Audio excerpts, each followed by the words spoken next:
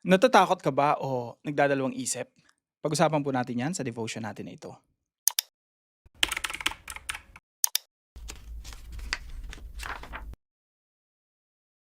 Magandang araw po sa bawat isa sa inyo. Welcome back to our 365 Daily Devotions, Bible Characters Edition.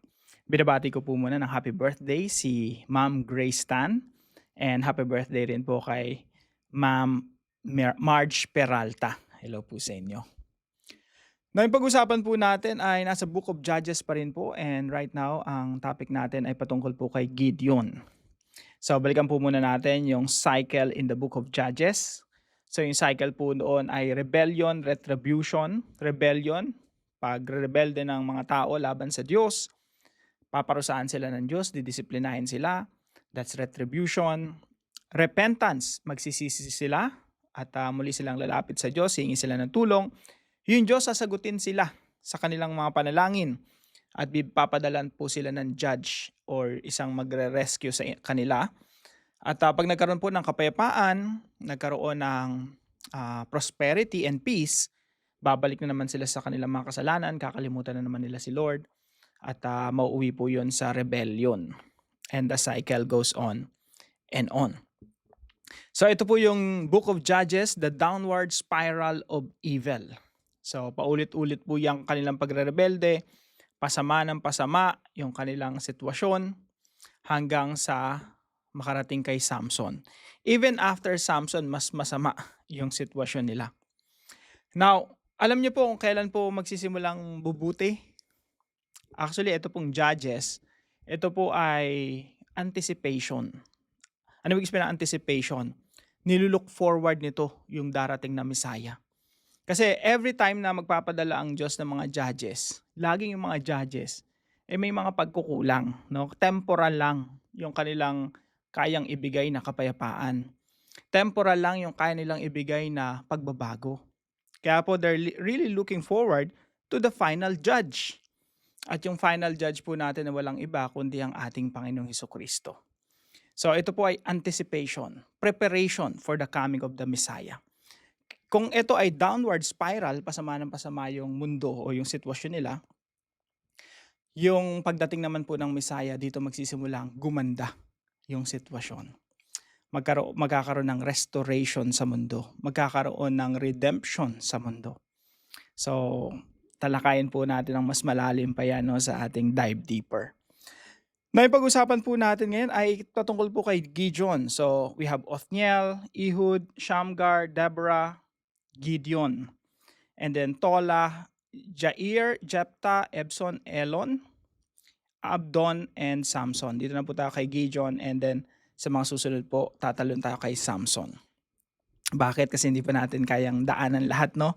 Ang dami pang mga Bible characters sa Bible all the way to the New Testament. So, gusto natin mapagkasya sa 365 days lahat po ng mga Bible characters na gusto nating i-cover. So, sino ba si Gideon? Si Gideon po, he's the judge of Israel. Ang pangalan niya po ay Gideon pero pinaritan ng Jerubbaal yan. No? So, maganda kung basahin niyo po yung Judges chapter 6 hanggang 8. At siya po ay mula sa tribo ng Manase. So, sabi po dito sa Judges chapter 6, the Israelites did evil in the eyes of the Lord. And for 7 years, He gave them into the hands of the Midianites. Because the power of Midian was so oppressive, the Israelites prepared shelters for themselves in mountain clefts, caves, and strongholds. So, nagkasala na naman, nagrebelde naman na yung bayan ng Israel at dahil dito, pinasakop sila sa mga Midianites. Kumbaga, nasa ilalim sila ng oppression ng mga Midianites.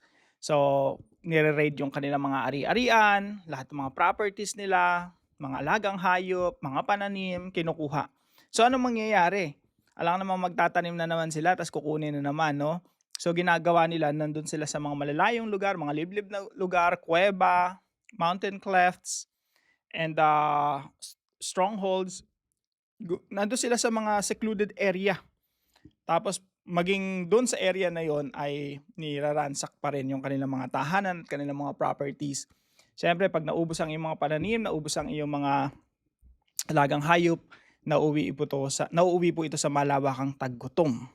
At yun po ang dahilan kung bakit nagkakandamatay yung mga Israelita noong mga panahon na iyon. So ito po yung mga katuruan natin ngayong araw. Number 1 po, those who live in sin live in fear. Yung mga nabubuhay sa kasalanan, sa pagre-rebelde sa Diyos, nabubuhay din sila sa takot. Tingnan niyo po ito.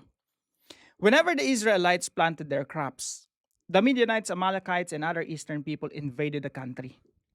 They camped on the land and ruined the crops all the way to Gaza and did not spare a living thing for Israel, neither sheep nor cattle nor donkeys. They came up with their livestock and their tents like swarms of locusts. It was impossible to count them or their camels. They invaded the land to ravage it. Midian so impoverished the Israelites that they cried out to the Lord for help. Nabubuhay sila sa takot. Maging si Gideon nga dito, talagang kapag nag-prepare sila ng mga pagkain nila, no, long term, talagang puro patago. At yung buong bayan ng Israel, lahat ng ginagawa nila laging patago. Nabubuhay sila sa takot kasi mamaya yung pinupundar nila, yung mga pagkain iniipon nila, kukunin na naman sa kanila ng mga Midianites, Amalekites, and other eastern peoples, mga invaders. So nabubuhay sila sa takot. Bakit po? Kasi wala sila sa protection ng Diyos. Wala sila sa ilalim ng pabor, blessings, and protections of God. Why? Because they're living in sin. Kaya mga kapatid, tayo rin, no, subukan nating mamuhay sa kasalanan, subukan nating magrebelde laban sa Diyos, at mabubuhay din tayo sa takot. Bakit? We don't have the protection of God. Again, hindi tayo kukonsintihin ng ating Diyos kung tayo mamumuhay sa ating mga kasalanan. So, those who live in sin live in fear. Pangalawa po, those who are weak are strong in the Lord. Yung mga mahihina po, nagiging malakas sila sa Panginoon. Nung tumawag ang bayan ng Israel sa Diyos, nagsisi sila sa kanilang mga kasalanan, pinadalan po sila ng isang judge at ang pangalan niya po ay Gideon. Sabi po rito sa verse 12, something interesting, no? When the angel of the Lord, yung angel of the Lord, talakayan po natin yan sa dive deeper natin, no, mamaya. So when the angel of the Lord appeared to Gideon, he said, "The Lord is with you, mighty warrior." Tinawag na mighty warrior si Gideon na hindi naman mighty warrior. Ibig sabihin, God sees beyond. God sees something in Gideon na hindi nakikita ni Gideon sa kanyang sarili kasi ang Diyos ang iniisip niya, I can empower this person. The Lord is with you, mighty warrior. So yung mahina po nagiging malakas sa Panginoon. Then sabi po ni Gideon, "Pardon my Lord." Gideon replied, "But how can I save Israel?" Tinatawag mo akong mighty valor, no, mighty warrior. Pero my clan is the weakest in Manasseh and I'm the least in my family. Yung clan ko, yung angkan ko, pinakamahina sa tribo ng Manasseh. Tapos ako, yung family ko, pinakahuli. No? Ako ang pinakahuli sa aking pamilya. So isipin niyo po yung ganong sitwasyon ni Gideon, no? Para siya yung pangtabi-tabi lang, no? Tambay lang na hindi masyadong significant. Pero tandaan natin, those who are weak are strong in the Lord. Lahat ng mga mahina, pag nasa Diyos yan, malakas yan, makapangyarihan yan. And number 3 po, those who are afraid are empowered by the Spirit. Si Gideon po takot. Si Gideon po reluctant. Dadalawang isip. Pero sabi po rito sa 27, basahin po natin. Kasi sabi sa kanya ng Panginoon, wasakin niyo yung mga Diyos-Diyosan niyo dyan, no? Si Baal, yung Diyos-Diyosan ni Baal tsaka ni Asherah. Yun po yung dalawang fertility gods, no? So, sabi po rito sa verse 27, "So Gideon took 10 of his servants and did as the Lord told him. But because he was afraid," takot talaga siya. Hindi siya yung boss type na, siga-siga. Sabi niya, he was afraid of his family and the townspeople. He did it at night rather than in daytime. And pagdating po sa verse 34, sabi dito, "Then the Spirit of the Lord came on Gideon, and he blew a trumpet summoning the Bezrites to follow him." After niyang wasakin yung Diyos-Diyosa nila nung kanilang town, nagsimula siyang mag-lead. Ano po yung klase ng leadership niya? It is a spirit-led leadership. Sabi po rito, malinaw na malinaw mga kapatid, sa verse 34, "Then the Spirit of the Lord came on Gideon." Yung Spirit of God, yun po yung nagpapalakas sa atin. So those who are afraid are empowered by the Spirit. Now, paano natin ito isasabuhay mga kapatid?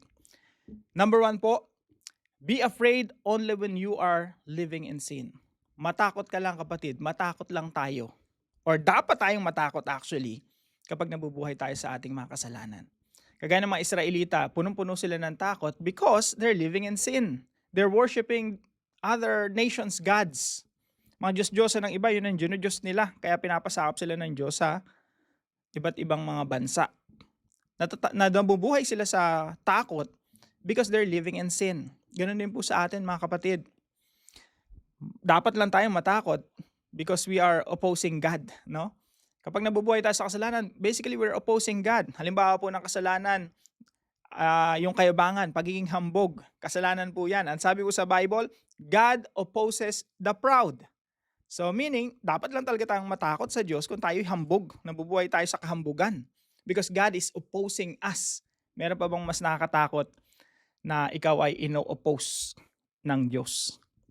So be afraid only when you are living in sin. Pero kung hindi ka naman nabubuhay sa kasalanan, wala kang dapat ikatakot. Because God is with you, you're under God's favor, you're under God's protection. Number 2 po, be an instrument in the hands of God. Wala po tayong dapat ikatakot pag tayo nasa Diyos. At i-offer lang natin yung ating mga sarili bilang instrumento sa kamay ng Diyos. Maganda po sabihin natin yan sa ating sarili, ako ay instrumento. Ikaw ay instrumento, tool, gamit. Ibig sabihin, gagamitin ka ng Diyos, instrumento ka ng Diyos para i-accomplish yung kanyang mga misyon. Kagaya po ni Gideon, regardless kung mahina ka, regardless kung ang clan mo yung pinakamahina at ikaw ang least sa iyong family, ikaw yung pinakahuli, ikaw yung pinaka nasa gilid lang, no? Hindi sikat, hindi popular, hindi malakas, it doesn't matter. Pag ikaw ay tool ng Diyos or instrumento ng Diyos sa kanyang mga kamay, yung lakas ay hindi manggagaling sa iyo kundi manggagaling sa Kanya. Be an instrument in the hands of God. God can accomplish so many things through your life kung ikaw ay magpapagamit sa Kanya. And number 3 po, be empowered by the Holy Spirit. Be empowered by the Holy Spirit. Yun po yung difference sa New Testament sa atin ngayon kesa doon sa Old Testament sa panahon nila Gideon. Dito po makikita natin, the Holy Spirit empowers Gideon. Pero sa New Testament, the Holy Spirit resides in us, nananahan sa atin upang palakasin tayo at bigyan tayo ng kakayahan na matupad natin ang mga bagay na pinapagawa ng Diyos sa atin. Kaya po yung Christian life, ibang-iba doon sa buhay sa Old Testament. Yung Christian life, it's all about dependence on the Holy Spirit. Yung pagdepende sa banal na Espiritu. You have to depend on Him. Every day, nangungusap ang Santong Espiritu sa atin, kailangan malaman natin ano yung direksyon ng Santong Espiritu sa atin at yun ang gagawin natin. Kasi yung Santong Espiritu ang siyang nakakaalam ng direksyon na dapat nating puntahan at siya din ang magpapalakas sa atin upang marating natin iyon, direksyon o misyon na pinapagawa ng Diyos sa atin.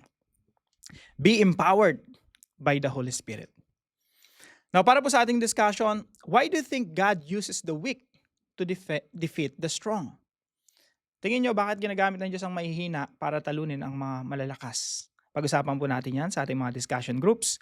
At para po sa ating dive deeper, pag-usapan po natin, who is the angel of the Lord? Sino yung angel of the Lord na kausap ni Gideon dito na, nag-uutos sa kanya ng mga gagawin niya? Was it Jesus? Pag-usapan po natin yan sa ating dive deeper at tayo po'y manalangin. Father God, sometimes I feel small like Gideon. I see my weaknesses and I wonder how you could ever use me. Thank you that your power is greater than my fear. Thank you that you do not choose people because they are strong, but because you are strong. Please forgive me when I trust in myself. Teach me to depend on you more each day. When I'm afraid, remind me that you are with me. Help my faith to grow step by step until my life gives all the glory to you. In Jesus' name, Amen and Amen. Maraming salamat po sa bawat isa sa inyo na sumusubaybay po dito sa ating daily devotions. Huwag po natin kalimutang i-share ito sa ating mga mahal sa buhay at sama-sama po tayong lumago sa pagkakilala sa Diyos at sa pagsunod sa ating Diyos. Now, kung meron po kayong natutunan, ipalam nyo lang po sa comment section right below this video. And please don't forget to share this devotion to your family and friends. God bless you po. See you po tomorrow, 5 a.m. dito po sa ating daily devotions.